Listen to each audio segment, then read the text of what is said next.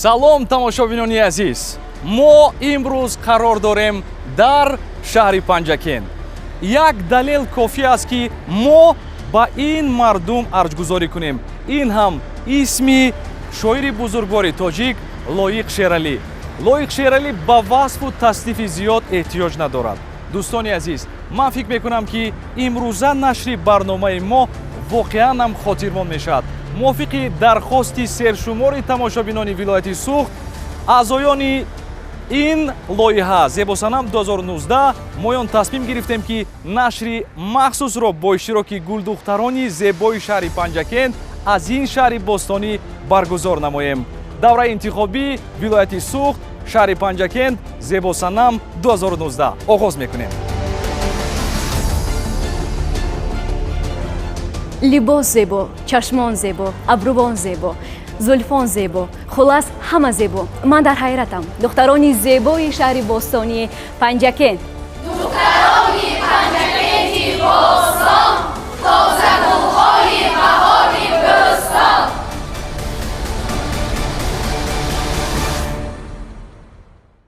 салом тамошобинони азиз, мо имрӯз қарор дорем дар шаҳри Панҷакент. давраи интихоботӣ аст ва қайд кардан ба маврид аст ки имрӯз иштирокчиён воқеан ҳам аз ҳарвақта дида зиёдтар ҳастанд. ман Мубориз Усмонов ва ҳамкори ман Шабнам Абдуллозода имрӯз омадем танҳо бо як мақсад: барои дарёфт кардани гулдухтарони аз ҳама зебо. бале Мубориз, воқеан мавриди қайд аст ки имрӯз мо дар шаҳри Панҷакент қарор дорем ва воқеан ин шаҳр шаҳри таърихӣ аст, макони санъату ҳунар аст. воқеан тамоми шоирону нависандагон аз ин макони таърихӣ ҳастанд ва бояд қайд кард ки асосгузори адабиёти классики тоҷик Абу Абдулло Рӯдакӣ маҳз дар шаҳри Панҷакент ба дунё омаданд. воқеан ҳам дуруст мегӯӣ Шабнам, ин макони қадимӣ аст.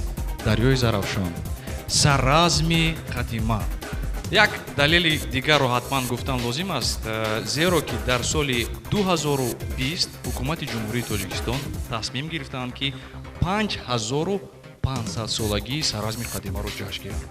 дӯстони азиз, ба ин сана ҳатман қарсак зандан лозим аст. воқеан гулдухтароне ки имрӯз дар барнома ҳозир шуданд, ҳамагон бо як омодагии ҷиддӣ омаданд, ҳамагон зебо ҳастанд. воқеан медонед Мубориз, намедонам кадоме аз онҳо ҳолӣ меомада бошанд, ман дар ҳайратам. инҷо макони санъат, ҳунар, фарҳанг ва адаб аст ва мо умед бар он мебандем ки иштирокчиён, гулдухтарони зебои шаҳри Панҷакент аз дигар минтақаҳо бояд ки донотар, бояд ки шеърхонӣ, сурудхонӣ, бисёр ҳунарҳое дошта бошанд ки воқеан ҳам фарқ кунад, зеро инҷо макони истеъдодҳои беназир аст. Мубориз, пеш аз оне ки барномаро бо гулдухтарон шурӯъ намоем, мехостам як суруди дилнишине дар иҷрои ҳунарманди воқеан ҳам маҳбубу шинохта ки маҳз зодаи ҳамин шаҳри Панҷакент аст, Нигина Амонқул, ва бо ҳам мешнавем, пас он барномаро идома хоҳем дод. тамошобинони азиз, қайд кардан ба маврид аст ки нахуст муаррифии таронаи нави Нигина Амонқулова дар доираи барномаи Зебосанам баргузор мегардад. истиқбол мегирем Нигина Амонқулова бо таронаи дили ман хонаи ту. рафтем.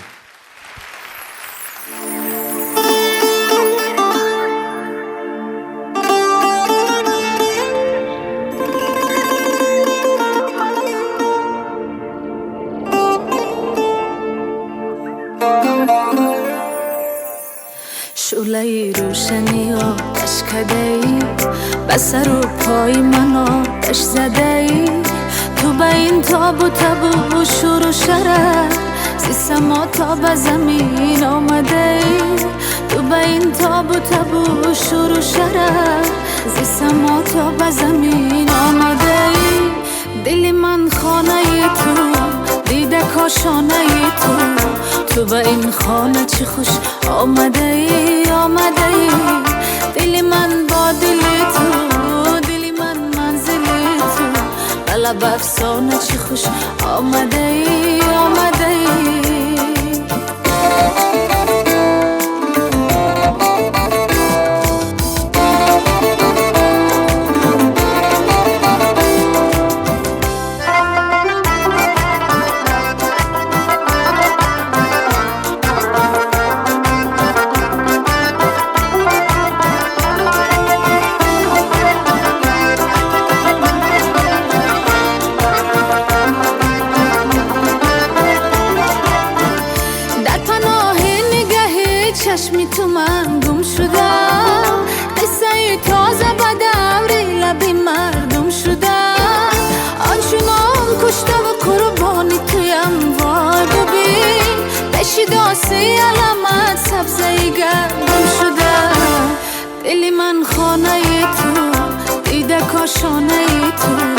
تو به این خانه چی خوش آمده ای آمده ای دلی من با دلی تو و دلی من منزلی تو بلا به افسانه چی خوش آمده ای آمده ای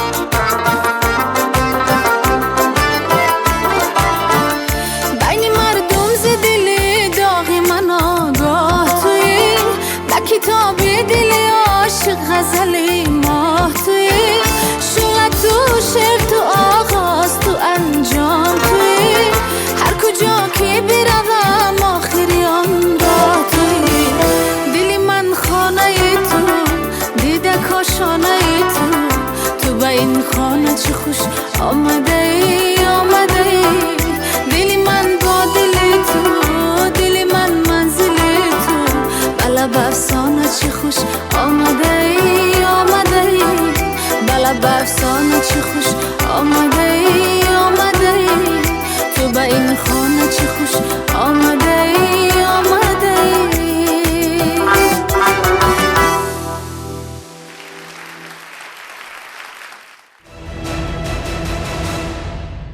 иштирокчиёни мо имрӯз аз ҳар вақта агар мо шаҳри хуҷандро нигоҳ кунем агар мо кӯлобро бохтаро ва ҳатто хӯрокро нигоҳ кунем дар панҷакен воқеан имрӯз иштирокчиён зиёд ҳастанд мо як нуқтаи муҳимро бояд қайд кунем ки аз мобайни воқеан иштирокчиёни зиёд танҳо фосилаи яъне ки адади муайяни иштирокчиён метавонанд ки ба даври дуюми озмуни ҷумҳуриявии зебосанам 2019 роҳат ёбанд ман фикр мекунам ки нафаре ки воқеанам зебост чӣ хеле ки шарту яъне ки қоидаҳои махсуси озмуни зебосанам аст ба онҳо ҷавобгӯ бошад он гоҳ аъзои ҳакамони мо танҳо тугмачаи сабзро пахш мекунанду халос ман имрӯз мехоҳам ки барои шумо аъзоёни ҳакамони моро муаррифӣ кунам шинос мешавем дилхоҳи нозиршо корманди соҳаи телевизион ва радио кафко биёед шумо ва ҳамзамон як нуқтаи муҳими дигарро қайд кардам ба умид аст ки соли 2011 вақте ки бори аввал барномаи зебосанам рӯи экранҳо баромада буд мас дилхоҳи нозиршо яке аз доварони мо буданд як қарсаки дигар барои ин нафар ҳунарманди маҳбуб нафаре ки воқеан ошкор намуд ки агар истеъдод бошад инсон дер ё зуд шӯҳрати беандоза пайдо мекунад кафкӯбиё шумо дамирбек олимов баъд аз аллакай якчанд нашри барномаи мо бисёри тамошобинон ман ва аъзои ҳакамони навбатии моро душмани ашаддӣ эълон карданд мо ягон душман нестем мо танҳо дӯст ҳастем ва он чизе ки дар кор мешавад танҳо дар кор мемонад ҳунарманди театр ва кино мо пайкар ёрова дӯстони азиз аъзои ҳакамони навбатии мо ин нафар зодгоҳашон шаҳри панҷакен мебошанд нафари соҳиби истеъдод ва фикр мекунам ки бо калимаи зебосанам 100% мувофиқ меояд зебоии нафар нигина амонқулова агар шумо розӣ бошед тамошобинон аъзои ҳакамони мо иштирокчии навбатиро аз шаҳри панҷакен вилояти суғд барои саҳна мехонем бисёр абрувони зебо доред мегуфтед ки ин абрувони шумо ба падаратон бисёртар монанд шудааст ба абрувони падаратон ё ин ки ба абрувони модаратон ҳардиашон имрӯз аз аҳли хонаводаи шумо касе ба дастгирии шумо омадааст ё ин ки на омадаам киё омаданд акам ва бибиам ман бибиам модарам ташаккури зиёд агар раваду дар озмуни имрӯза ғолиб ояд ва ба даври дигар рохат гиред ба даври дуюм кадом ҳунари худро нишон медиҳед ҳунари торпазӣ салаткунӣ ва боз ҳам меработӣ ҳунари сурудхонӣ боз ҳамин хӯришпазӣ муталибова сабрина қадашон 1 метру 62 сантиметр вазнашон 56 килограмм мебошад ин нафар низ суруғазисташон шаҳри панҷакент аст ҳунарашон дузандагӣ зардузӣ мебошад кафко биё шумо дӯстони азиз ассалом эй қиматитар گوهری دریای جود السلام ای تازه تر گلبرگ صحرای وجود. السلام علیکم. من متعلق سابرینا. هنری من این هنری زردوزی می باشد. خیلی که میبینید در این نیمتنه خودم دختگم. بسیار ناز. یعنی که توقیم مسئولی کاری خودتون است. بسیار خوب. چی گویم؟ مرامت از وی کمون. در چورابینیوی فرنگی اشتراک کرده اید در چکمه گیسو در کجا؟ همینجا. پنجکین با؟ بسیار همه پودیوم هم خشتگی بود. من میخواستم که شما درباره خودتون کمی معلومات دید. من در مکتب صنعت بچگانیم شهر پنجکین تحصیل میکنم. 4 سال شد. همین 4 سال از همانجا و چی به هر خیل برآمده اشتراک میکرد. یعنی که در هر گونه محفل های فرهنگی اشتراک مینمودن. با چی هنر رو میل داری؟ هنر زادوزی. بافندگی.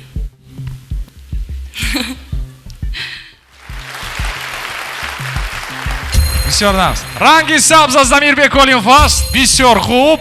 رنگی سبز از دیگی نمان خوبه. رنگی سبز از دیدخواه نظیر شو و رنگی کدام رنگ از ما پایکار؟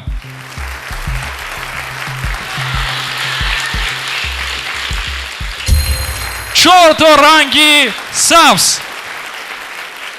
سابرینا خان شما با پورگی کاملا رسما اشتراکچی دوره دومی آزمون جمهوری زیبا سنم. بابایова шаҳзода қаддашон 1 метру 60 сантиметр вазнашон 58 килограмм мегӯянд ки ҳунари ман дузандагӣ ва бофандагӣ маҳоратам сурудхонӣ. истиқбол мегирем бобоева шаҳзода.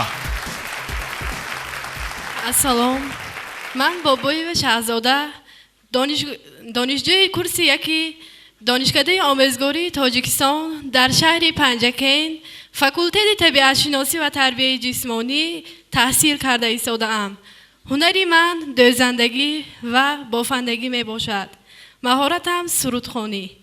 шумо яке ки омӯзгор мешавед дар оянда, дуруст?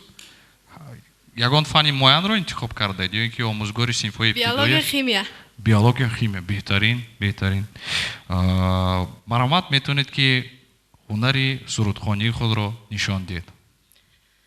ایامی بهار آمد دورانی هزار آمد نرگس پای نزاره سوسن به شکار آمد بارانی حمل ریزد تا سبزه برانگیزد فریاد زنان تندر اینجا به چی کار آمد فریاد زنان تندر اینجا به چی کار آمد هم شادی رسد هم غم در زندگی یک دم هم شادی رسد هم غم در زندگی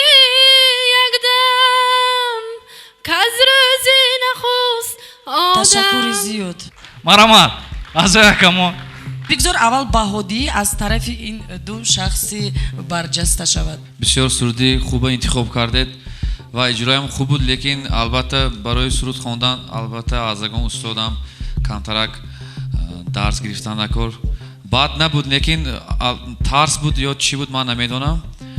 لیکن گفتیم مبارز کسبی انتخاب کرده شما کسی بهترین است. معلمی این کسبی بهترین. من فکر میکنم که از شما معلمی خوب میبرد. و کدام توگمه رو پخش میکنید؟ توگمچه سرخ رو پخش میکنم. متاسفانه توگمچه سرخ شاهزاده موپایکرم رنگ سرخ رو زیر کردن. خوش نگینمان قلوه. یکی از علاقه زیباسنم هستند چون یک سوهای بسیار مهمی برای نسل آینده برای جوانان انتخاب کردن. معلمه میشوند. رحمت که آمدید. لیکن راستیگه من توگمچه سرخ رو پخش میکنم چون این نفر شما رو باور نکنندن که باید که در دوره دوم اشتراک کنید. بله سرخونیش رو نقض بود لیکن بله بسیار خوب بود. من گفته ایستادم که تشکر میگم.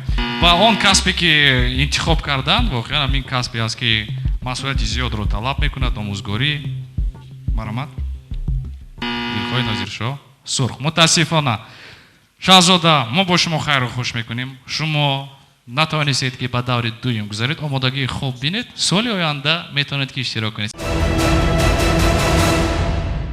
شما با کدام خصوصیت خود یعنی با حسن خود یعنی که با گفتار خود از دیگر زیباسنه‌ها فرق میکنید؟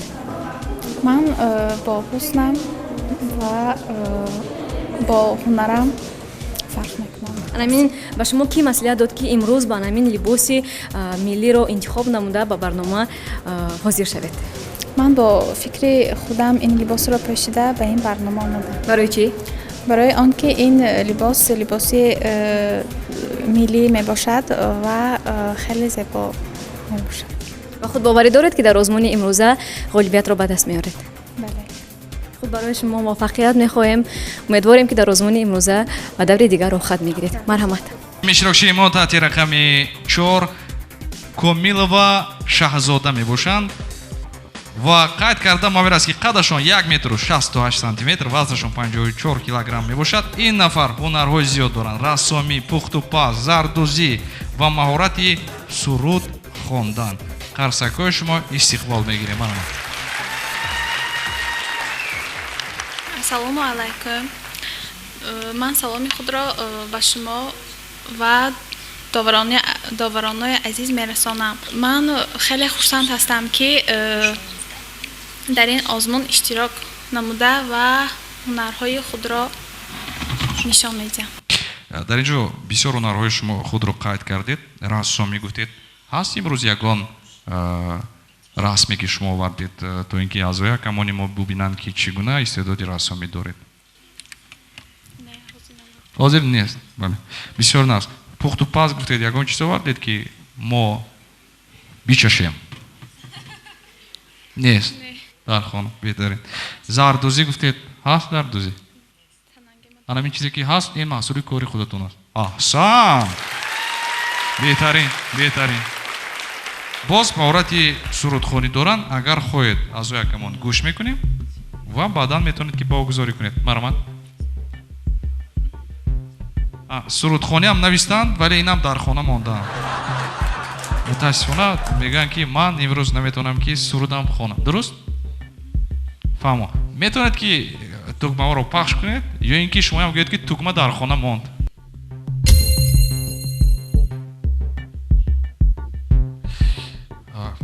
رنگ سبز مپایکار Дамирбек Олимов дилхоҳи нозиршо сабз ва Нигина Монқулова. Агар рози ранги сурхро агар пахш кунанд ин нафар ба давраи дуюм намегузаранд. Барои ҳамин ранги сабз беҳтарин кафкобиёи шумо мо расман шумо табрик мекунем. омодагии хуб бинед. интизор ҳастем дар давраи дуюм. اشتراکچی ما تحت رقم 5 امونقولова نیلوفر می باشند. قدشان 1 متر و 59 سانتی متر، وزنشان 44 کیلوگرم می باشد. این نفر واقعا هم هنرهای زیاد دارند که خود یوزر هنرهای خود را برای شما شخصا نامبر میکنند. مرحمت. اول سلام ای همدلان، ای حاضرین قدردان، پرواز پیغامی کلام بر آسمانی مهرتان. باعث افتخار و سرفرازی است که تحت راهبری خیرتمندانه اساسگذار صلح و وحدت ملی، پیشوای ملت، پرزیدنت جمهوری تاجیکستان محترم امامعلی رحمان پایه‌های وحدت‌داری استوار گردید. استقلالیت تحکیم یافت، وحدت ملی به وجود آمد و ما امروز در فضای صلح و آرامی سعادتمندانه زندگی و کار و فعالیت می نماییم. مقصد اشتراک من در این چاره‌بینی مذکور نشان دادن هنر و مهارت خود و بلند برداشتن مقام و منزلت زن در جامعه امروزه‌مان است. تشکر زیاد میگم. بسیار برآمد خوب. дар ин ҷо ҳунарҳои шумо бениҳоят зиёд ҳастанд. Метавонед ки онҳоро як бори дигар номбар кунед? Баромад. ҳунарҳои ман сароидан, рақсидан, қироати шеър ва варзиш машғул шудан, ровигӣ, пухту паз, ороиши мӯй, рӯй ва ғайраҳо. Амонқулова, маромад. یک بار مهارت راویگیتون رو میتونید نشون دادن؟ ҳамроҳ ровӣ барномаи зебосанам мешавем. Маромад, рафтем шумо оғоз кунед. салому дуруди самимӣ нисоратон бод ҳозирин ва доварони гиромӣ. Ин озмуни зебосанам 2019 дар шаҳри Панҷакенти Бостон баргузор мегардад. баъд аз чунин баромади зебои Нилуфар, мубориз микрофонро монда оҳистакак меравад. барандаи нав муайян шуд. хуш, рақс дорам. беҳтарин. баромад, Дамирбек ва Нигина метавонед ягон порча таронаро зинда иҷро кунед. کبوتر بودم و پرواز کردم اما لحظه به دلدار رسیدم کبوتر بودم و پرواز کردم اما لحظه به دلدار رسیدم نگارا اینقدر قهر و غضب چیست اما لحظه به دلدار رسیدم کبوتر بودم و پرواز کردم اما لحظه به دلدار رسیدم دلت به من نمی سوزد سبب چیست اما لحظه به دلدار رسیدم کبوتر بودم و پرواز کردم اما لحظه به دلدار رسیدم амонқулова азои акамон интихоб дар дасти шумо аст. намедонам.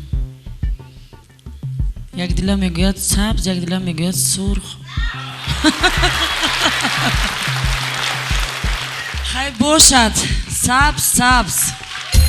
Опайкар Ёрова, Нигина Амонқулова, Дамирбек Олимов, Дилхои Нозиршо ҳама якҷоя ранги сабзро пахш карданд. Кафко биё шумо. Шакури зиёд. Амонқулова Нилуфар ба давраи дуюм гузаштанд. иштирокчии навбатии мо таҳти рақами 7 Мирзоева Шукрона мебошанд. қадашон 1 метру 62 сантиметр аст. вазнашон 53 килограмм. ин нафар низ аз шаҳри Панҷакен мебошанд. ҳунарашон бофандагӣ, пухтани хӯрокҳо, навохтани фортепиано, ороиши мӯй бениҳоят зиёд аст. ای آفتاب تابان بشنو سلام ما را زین خاک تا به کیهان بشنو سلام ما را سلام و درود پر از صمیمیت مرا بپذیرید حاضرین گرامی و چهره های شناخته حضور مبارک شما چهره های شناخته تاجیک را اولا به پنجکینت باستان و ثانیاً به این قصر زیبا خیر مقدم نوری دیده تاج سر میگویم. چه خوش است که امروزها در تاجیکستان صاحب استقلال ما چنین آزمون‌های بسا رنگین برگزار می‌گردند و ما جوانان در آنها شرکت می‌ورزیم. ما جوانان شادمانی می‌کنیم. قصه از فصل جوانی می‌کنیم. در دیاری که ز وحدت یافت رنگ شکر در لب زندگانی میکنیم. بهر حفظ میهنی آوازدار مثل سرور جانفشانی میکنیم. دیده زحمت‌های بیشش را همه مهنتش را قدردانی میکنیم.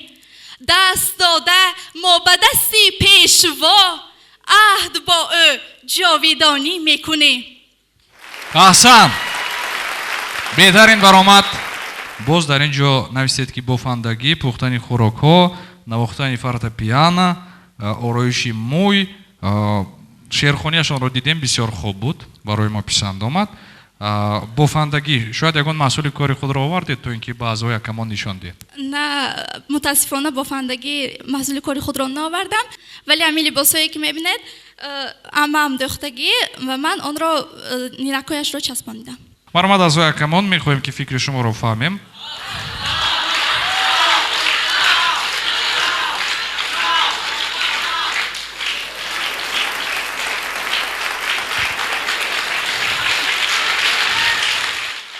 Дилхои Нозиршо. Сабз. Дамирбек Олимов сабз. Мопайкар Ёрова сабз. Нигина Монқулова تشکر сабз. به اندازه به همه شما. کوشش میکنم به احترامتان ارزنده باشم. ишрокшии навбати мо таҳти рақами 8 сидиқова хосият. қадашон 1 метру 64 сантиметр, вазнашон 51 килограмм мебошад. ин нафар низ аз шаҳри Панҷакен мебошанд. ҳунарашон рассомӣ, ороиши рӯю мӯй ва ороиши либос мебошад. ин нафар таҷрибаи широк дар озмунҳои зебогиро доранд. дар озмуни ҷумҳуриявии рассоми беҳтарин сазовори ҷои якум гаштанд. истиқбол мегирем сидиқова хосият. салом эй аҳли дин, эй дӯсти ҷонӣ, салом эй булбули боғи ҷавонӣ, саломи ман зи пайки дӯстона, нишот асту суруд асту тарона. Ассалом доварони гиромӣ, ман дар бисёр озмунҳо иштирок карда сазовори ҷойҳои намоён гаштаам. ман хеле хушҳолам ҳастам ки дар ин озмун низ иштирок карда истодам ва ташаккури зиёд бар шумо ки чунин озмунҳо баҳри мо ҷавонон пешкаш мекунед. ташаккури зиёд мекунам барои шумо. шумо дар озмуни ҷумҳуриявӣ иштирок кардед ва ҳамчун рассоми беҳтарин сазовори ҷои якум гаштед, дуруст? беҳтарин. ҳаст маҳсули коратон? Ягон расмро овардед ки шахсан худатон кашида бошед? беҳтарин кафгӯи шумо, маромад, мо худозид. ин маҳсули кори шумо аст. маромад, махсус барои барномаи зебосанам кашидан як қарсаки баланд. маромад. аз якама метавонем ки ва шумо дем аз наздик агар хоҳед бубинед, агар не маромад. кифоя аст. ташаккур. нигина Монқулова мехоҳем ки фикри шуморо фаҳмем ва ҳамзамон ба огузории шуморо. ташаккур ки омадед. бисёр духтари зебо, дар ҳақиқат зебосанам, қаду басти зебо, намуди зебо, суханваритонам бисёр хуб. мопайкар хоҳиш карда буданд ки онҳо мӯяшонро ородиянд. маромад, мӯяшонро оро доданд. акнун метавонед ки бо диед. як лаҳза назди мо биёед, мо ҳамон ороиши мӯи шуморо бубинем.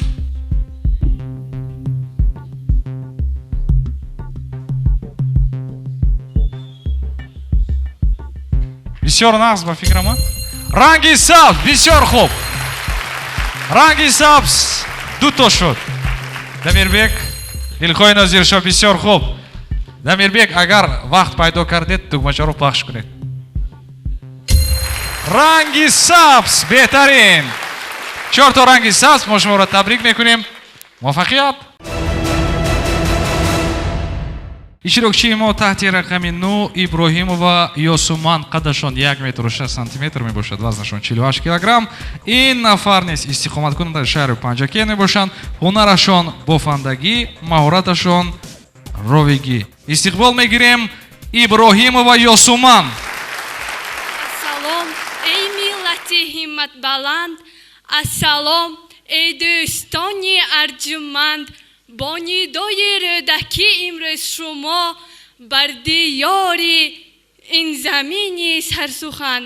ассалому алайкум ҳозирини арҷманд, дӯстон ва аъзоёни ҳакамон. банда Иброҳимова Ёсуман аз Алшоҳовна, донишҷӯи курси 1 донишкадаи тиббии шаҳри Панҷакен мебошам. ман шавқу рағбат дорам ба бофандагӣ ва кам маҳорати ровигӣ низ дорам. ягон савол дошта бошед, метавонед ки диҳед. як ранги сабз аз Дамирбек Олимов,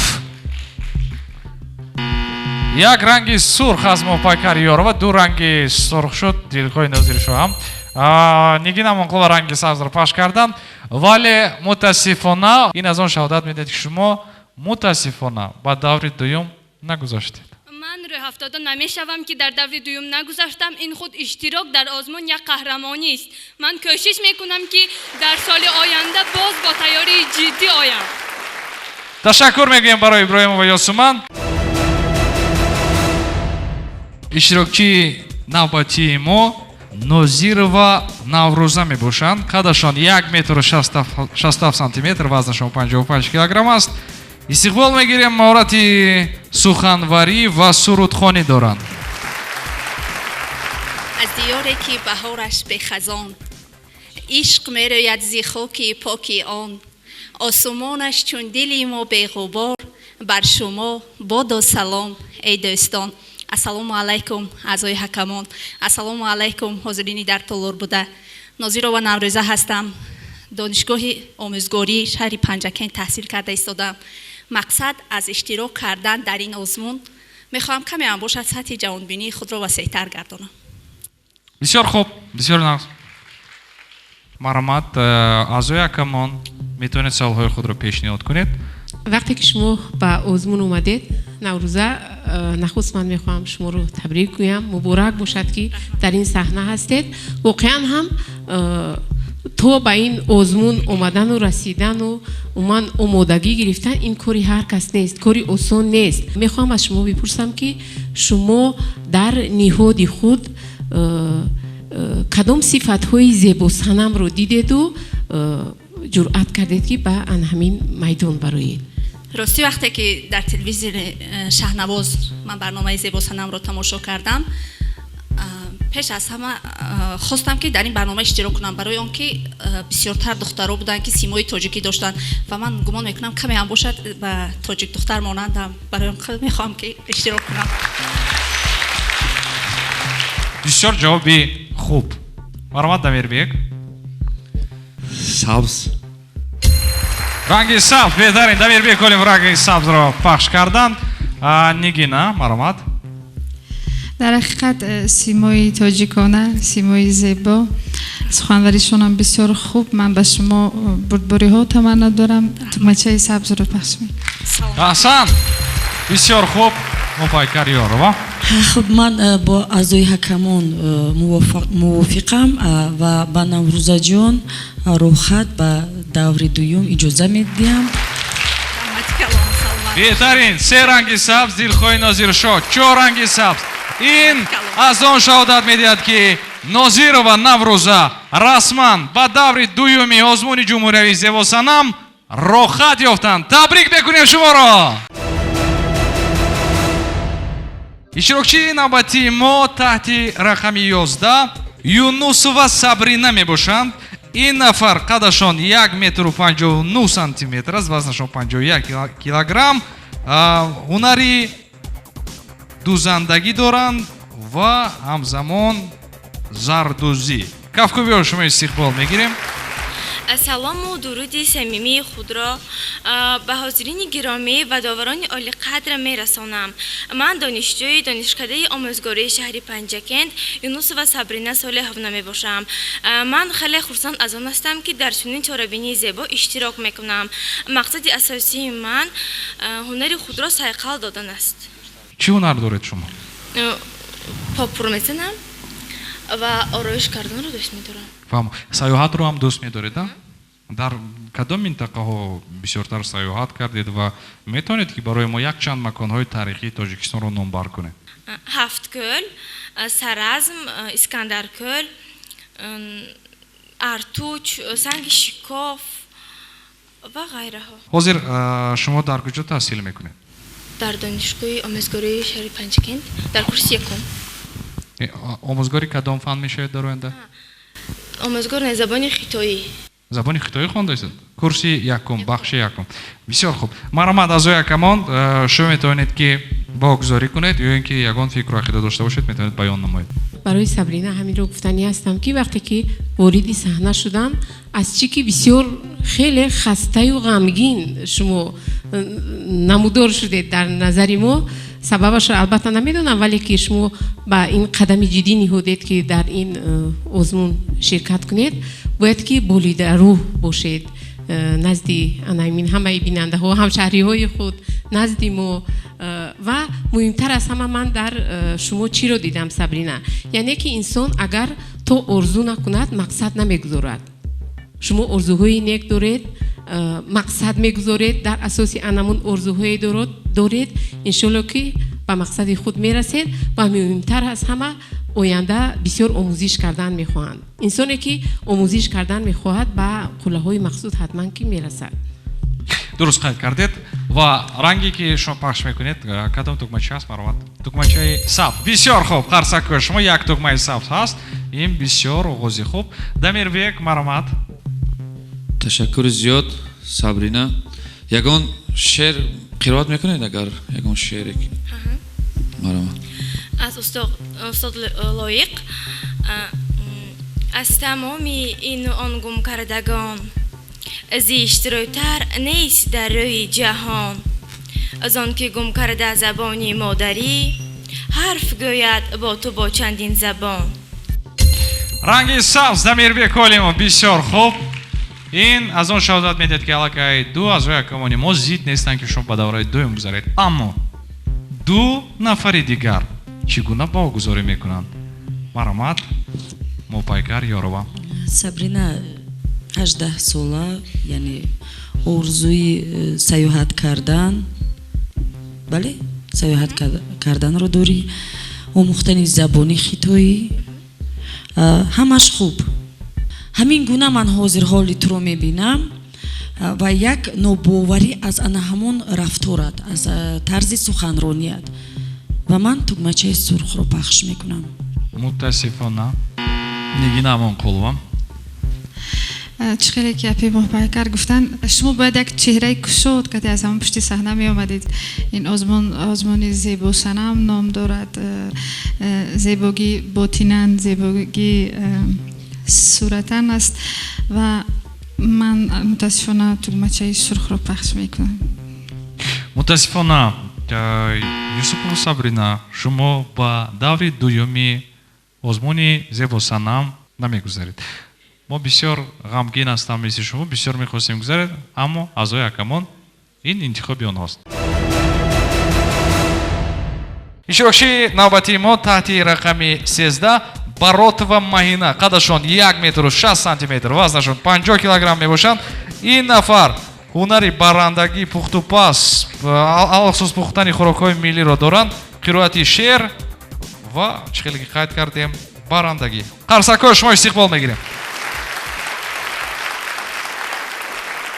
سلام ای زندگی ای نور دیده مرا دل بسته تر کن اگر خواهی به شهر عشق رفتن به چشم من نظر کن اولا سلام و درود صمیمی مرا بپذیرید اعضایان حکمان عالی قدر حاضرین گرامی قدوم یکایک شما را به این پنجکینتی باستان و بالاخره به این تالاری باشکوه خیر مقدم نوری دیده تاج بر سر میگویم.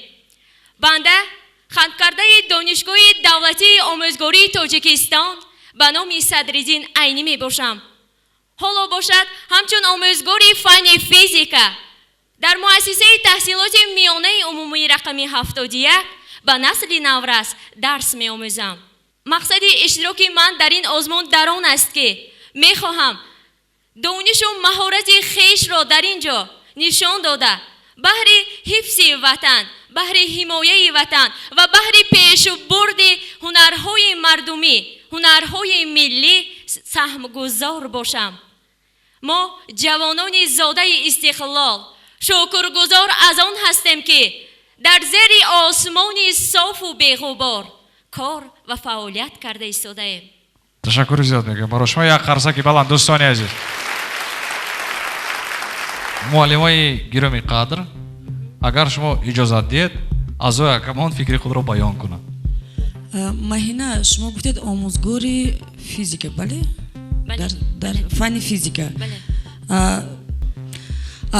رادیو رو یکم شخصی که رادیو پاپوف اختراع کرده است. بهترین، آفرین. یک سوال دیگر، برای چی این گونه کمزولی عروسانه ببر کردید؟ برای آنکه ما که در آینده عروس میشوم یا خودم یا دیگر دختران عروس میشوم، من همین لباس رو چی کردم؟ انتخاب کردم برای آنکه همه عروسان پنجکن با همین لباس در همه سراسر جمهوری شناس هستند. فهمیدم، ولی ما آزمون زیبا سنم داریم. فکر میکنم که لباس زیبا است. درست یا اینکه نه؟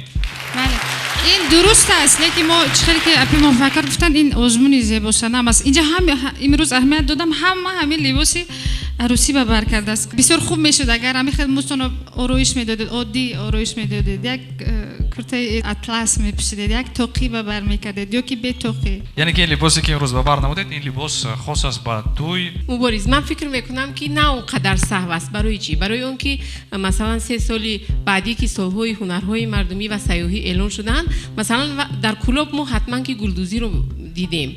در بدخشان مثلا پیراهن پوشینه های بدخشانی رو دیدیم و من فکر میکنم که اینها که این دختران که آزمون است میدونم، ولی من میخوام اندیشه خود رو بیان کنم. از بس که این دختران ادامه دهنده ان همین هنرها هستند و اعلان شدن ان همین سالهای هنرهای مردمی نیست، ان همین است که هنرهای مردمی از بین نروند. شاید با همین نیت دختران امروز ان همین زردوزی ها و لباس های ملی رو شاید پیشنهاد کرده باشند. تشکر میگم. درست است. شما برندگی هم گفتیدن؟ بله. یک نشان میتید مالش روی گیرو جایش مایستم نه به جای من گیره جای من در کار نیستم اینجا. اولا السلام علیکم تماشابینان عزیز. امروز ما در پنجکیت باستان قرار داریم و میخواهیم که در اینجا آزمون جمهوریوی زیبا صنم 2019 را پیشکش شمایان گردانیم و اینک آغاز می نماییم به این برنامه و اعضای حکمان امروزه را بهر شمایان عزیزان شناس می نماییم. هنرمند اصیل، هنرمندی که تمام جمهوری و بیرون از آن می شناسد، هنرمندی که زاده همین شهر است، نگینه امانقلووا. تشکری زیاد برای شما. میتونستید که امروز با نشر پنجکین مرا اومان نبیارید؟ وارنده در اینجا بین بسیار است. اگر اجازت باشد از لایق شیرالی شعر قرائت کنم. مرحمت. بوی جان و بوی نان و بوی پیستان، بوی گلهای بهاری بچگی، بوی شیر گرمی نوجوشیده می آید زی دستان تو مادر، در روخت آژنگه ها چون سطر شیر زندگی. تشکر زیاد. بسیار خوب. مرحمت. میتونید توکما رو پخش کنید وقتی ما کم مونده است. ما پایکاریار و رنگ سرخ، نگینه امانقلووا و رنگ سبز، دبیر بیکولیموف رنگ سبز، دلخواه ناظرشاه رنگ سبز. 3 رنگی سبز است دوستان عزیز. این از آن شهادت میدهد که یک رنگی سرخ امکانیت نمیدهد که اشتراکچی ما برات و ماینه با دور دویم گذارند. متاسفانه ما با شما خیر و خوش میکنیم. موفقیت خوان هستم برای شما. تشکر زیاد. اشتراکچیان ما امروز واقعا هم زیاد هستند. اشتراکچی نوبتی تحت رقم 14 حیات و نازآفرین، بسیار نامی زیبا، قدشان 1 متر و 63 سانتی متر، وزنشان 45 کیلوگرم می باشد. این نفر در دانشگاه آموزگاری شهر پنجکین تحصیل میکنند و هنری رقص کردن، آرایش موی و روی و همزمان خواندن سرود را دارند. استقبال میگیریم اشتراکچی نوبتی ما را. کفکو بیار شما. اولا سلامی درودی به پایان به اهل فرهنگ. من حیات نازآفرین دانشجوی کورس 1. بسیار خوب. من شعرخوانی، آرایش موی، آرایش روی و رقص کردن را دارم. جوانی کن بدان قدر جوانی، دیگر هرگز نمی آید جوانی. جوانی آتشی پر آب باشد، جوانی گوهری نایاب باشد. تشکر زیاد. قرصک شما. شما در بسیار چرابینی‌های فرهنگی اشتراک کردید، درست؟ اساساً در آنجا شعر قرائت میکنید یا اینکه رقص میکنید؟ رقص میکنیم. نگینه. آرام صدایم کردی، بر دل ایمایم کردی، گفتی ادایم کردی، باور نکردم. با خنده چشمانت آه مبتلایم کردی، گفتی منو هجرانت، باور نکردم. تشکر زیاد. تشکر. تگمچه سبز. گذشتن از امتحان. یک بار دیگر پخش کنید، ما پیکر خواهش میکنم. بسیار خوب. 3 تگمه سبز و 4 تکمه سبز. بسیار خوب. نازآفرین رو ما تبریک میکنیم. سیدخان ما شما رو تبریک میکنیم. گذشتید به دور دوم. آمادگی خوب بینید زیرا که در دوشنبه رقیبان پرقوت شما رو انتظار هستند از همه منطقه های تاجیکستان. اشتراکچی تحت رقمی 15 قربانزاده ماهرخسار. قدشان 1 متر و 65 سانتیمتر، وزنشان 50 کیلوگرم و این نفر مهارتی سرودخوانی، پخت و پز، زردوزی، آرایشی موی، آرایشی روی، رقص کردن. سلام و صد سلام از ما شما را. نبینید آفت و درد و بلا را. اولا حضوری هر یک شما را به این تالاری بر هوا خیر مقدم میگویم. من قربانزاده ماهرخسار، دانشجوی دانشکده آموزگاری در شهر پنجکند تحصیل میکنم. من مهارت سرودخوانی و هر گونه شیرینی های گوناگون پختن را خیلی دوست می‌دارم. سرودخوانیت خواهش میکنم، یکی از هنرهای شما است. برامد. آژنگ های روی تو، نقشی هجوم می سختی ها، لرزیدنی دستانی تو از غایت بدبختی ها. از خود گذشتی کم شدی، غمخانه‌ای صد غم شدی، پیشی خطر ها گیردی من، دیواره‌ای محکم شدی.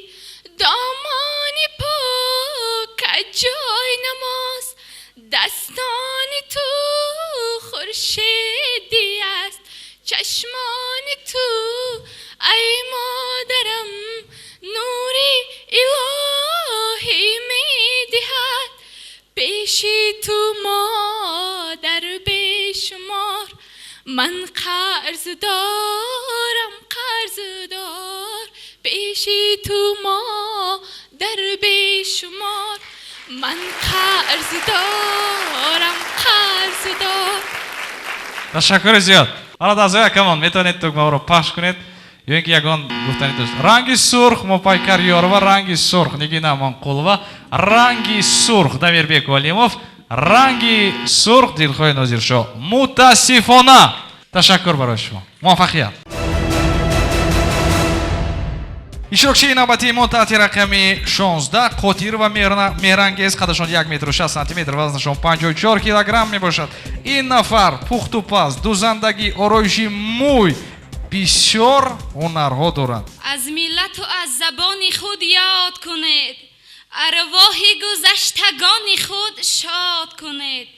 تا حرف زند به تاجیک طفل شما، دنیای ورا تاجیک بنیاد کنید. من قادیرم و مهرانگیز، هنرهای من سرود خواندن و شعر خواندن می باشد. دختر شوخ هم نوشتید. شاید یکان لطیفه میگوید امروز برای ما. نه سرود نخونم. یکی شوخی شما در سرودخوانی شما است. ها؟ سرودی شوخ رو در نظر داشتید. سرودی جذاب رو در نظر داشتن. بسیار خوب. رفتیم استقبال میگیریم ترانه شوخ در اجرای قادیر و مهرانگیز. دیدم جمال ابرو نیهانه، در زیری چشمش نهادن خاله. عقلم را برد خالصیاش، دل پاره کرد مهری نگاش. عقلم را برد خالصیاش، دل پاره کرد مهری نگاش. بسیار نه. ترانه شوخ. مهرانگیز جان، به شما کی مصلحت دادم این لباس رو بر کنید؟ خودم خواستم همین لباس رو پیشه. شما علاکه 18 سال دارید. شما باید در این سن و سال طبع خودتون رو داشته باشید. یک لباسی بر کنید که نه به رقاصه مانند باشید، نه به یگان کسی دیگر، به خودتون مانند باشید. از ما چهره اساسی شما نمیبینیم، برای اینکه این قدر لباس شما بر کردید. یک کرته که عادی همین اطلسی تاجیکی میپوشیدید، کرته و پاجامه دیگری چی در کار نبود. پیششون بمیرید از نزدیک نگین موقلا بار ارزی دیدن داشتم. بیا بیا اوه مانا با خوش گیرد یک دیگر را بهترین بسیار نفت این گل یک کاری کنید که باید تماما خشک نشود زیرا این گل از نگین موقلا برای شما است یک قرصک برای قادر و میرنگیز چگونه هستند حسیات شما این زمان نگین موقلا را از نزدیک دیدن یک طرف صد با آغوش گرفتید نگینه را حسیات ها چگونه هستند تاثیرات ها تشکر به ارزی هم رسیدم بهترین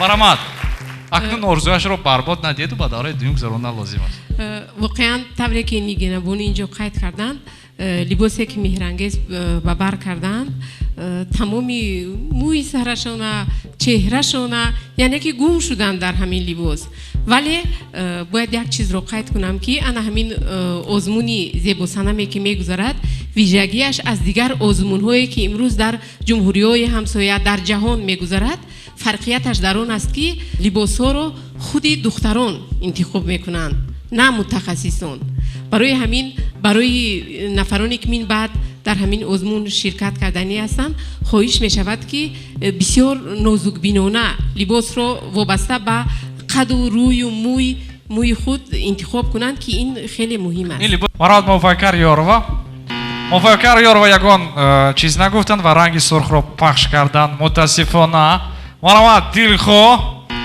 دمیر بیگ رنگی سرخ نگین موقلا رنگی سبز اما قرصک زدن لازم نیست من میگم برای چی یک رنگی سبز با سه رنگی سرخی که در آنجا است نمیتواند در یگان مورد مبارزه برد و متاسفانه میرنگیز یک آرزوی شما عملی شد این برای ما امروز بینیاد مهم است اشتراکچی نوبتی ما تحت رقم 17 این نفر لولای هاشیم می باشند قدشان 1 متر و 62 سانتیمتر وزنشان 53 کیلوگرم می باشد این نفر هنری مهربافی آرایشی موی رقص کردن و سخنوری دارند در بسیار چارابینی‌های فرهنگی اشتراک کردند کفکو بیا شما استقبال میگیریم السلام ای مردمی همت بلند السلام ای دوستانی ارجمند پرده های چشم پایاندازتان السلام ای حاضرینی دلپسند السلام ای مردمی فرهنگ دوست دیدنی دیدارتان ما را نکوست السلام ای چهره های آشنا توتی های ماست خاکی پای توست من لالای خاشم خواننده مؤسسه تحصیلات میانه عمومی رقم 15 می باشم شما در اینجا بسیار هنرهای خود رو مهربافی نوشتید آوردید بسیار خوب میتونید نشان دهید یک قرصک بلند من علاقه این از چی شهادت میدهد وقتی که ما در بعضی منطقه بودیم اشتراکچی یگان چیز نمی آوردن این از آن شهادت میده که اشتراکچی ما علاقه برنامه ها رو تماشا کردن میدونن که حتما مسئول کاری خود هنری خود رو باید که بیارند و نشان دهند مرحمت خود یازیر این مهرهایی که شما شخصا خودتون بافته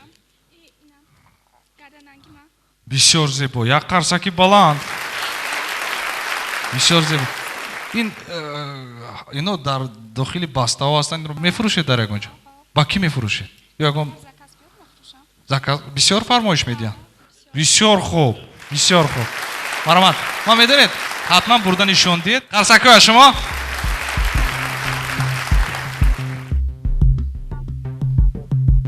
یک بار ببینید چی فکر داره یا برای خودتان انتخاب کرده است در این زمان خوش هنرهایشان رو دیدید گرفتید اکنون میتونید که بها دهید باز رقص میکنن ایستید نه در کار نه همین هنرشون مرو مفتون کرد لولا جان باور کنید در حقیقت زیبا هستید احسن به شما من تومچه سبز رو پخش میکنم ملکه بهترین.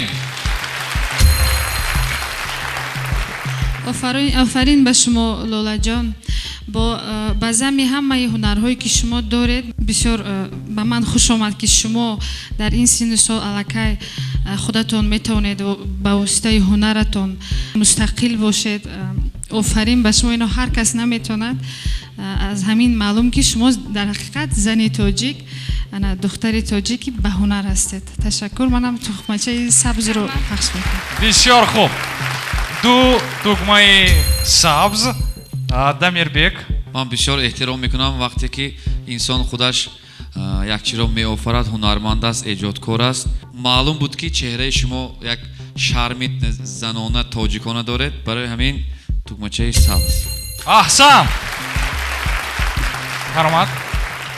همین که لولا به صحنه بر اومدن من در احساس کردم که دخترک خیلی خوشبین هستند به زندگی. یعنی که معنی زندگی رو با همین جوانی درک کردند. یک لحظه حیاتی خود رو بیهوده نمیگذرونند. ببینید که چقدر ایجادکاری ها کردند که کس به حیرت میموند. برای همین من تخمه سبز رو پخش میکنم. لولا یگان گفتنی داشته باشید میتونید که گوید. رحمت به شما. تشکر زیاد. رسما شما رو تبریک میکنیم و انتظار هستیم در دوشنبه. رقص رو حتما در دوشنبه بعداً اجرا میکنید. تشکر زیاد. اشتراکچی نوبتی ما تحت رقم 18 زاکیر و مخلصه می باشند. قدشون 1 متر و 65 سانتی متر، وزنشون 60 کیلوگرم می باشد. دوزندگی، پزندگی و شیرخوانی شوق و هوس دارند، اساساً با دختر. استقبال میگیریم دختری آرام طبیعت چخیل که خودشون درباره خودشون نوشتند. زاکیر و مخلصه. قرصکای شما. السلام ای ملتی همت بلند، السلام ای دوستانی ارجمند. با ندای رودکی امروز شما مهمانی این دبستانی دلپسند. من زاکیر و مخلصه دانشجوی کورس 3 دانشکده آموزگاری جمهوری تاجیکستان در شهر پنجکین می باشم. کدام استعدادی خود را خود حاضر میخواهید که برای ما نشان دهید؟ شعرخوانی. شعر. مرحبا. یاران همه جا لیک وطن در یک جاست. هر سنگ وطن مثال هیکل زیباست. عالم همه جا عزیز است لیک بر من مادر یکتاست، تاجیکستان یکتاست. بهترین. احسن. تشکر میکنم برای شما. از کمان اگر یگان چیز خواهید که ایلوه کنید میخواید ایلوه کنید، نه میتونید تخمه ها رو پخش کنید. یه تخمه سرخ رو پخش کنیم. فهمه. متاسفانه مخلصه یک آمودگی خوب میبینید. مایلش خفا نشدید که؟ من فهمیدم که شما خفا نمیشید. بیننده های عزیز، ما از شهر پنجکین نمی رویم و البته که یک نشر دیگر با اشتراک گل دخترانی پنجکین برگزار میگردد و خواهد کردن با مورد است که برای چی ما از پنجکین نمی رویم.